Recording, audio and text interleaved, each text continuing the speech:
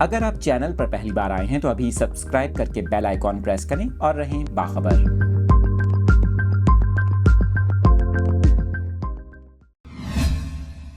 مزید ڈیٹیلز فراہم کر رہے ہیں اپنے ناظرین کو۔ کراچی چڑیا گھر میں چلنے پھرنے سے معذور ہتھنی کی طبیعت میں 60% بہتری آئی ہے۔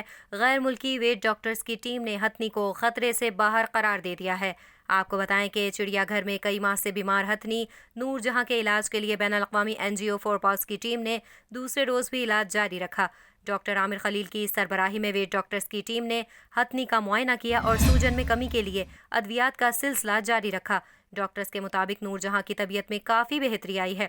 اس موقع پر ویٹ ڈاکٹر مرینا ایوانووا نے یہ بھی بتایا کہ خوش قسمتی سے نور جہاں کو کوئی فریکچر نہیں ہے، نہ ہی کسی ہڈی میں کوئی مسئلہ ہے، صرف اندرونی مسائل ہے جس کو بہتر کرنے کے لیے ادویات دے رہے ہیں۔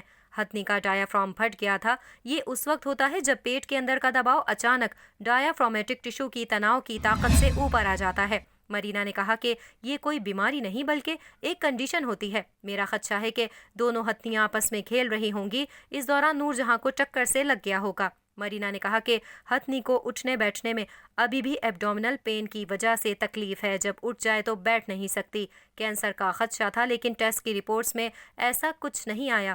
ہتھنی کو سکون اور خوشگوار ماحول کی ضرورت ہے۔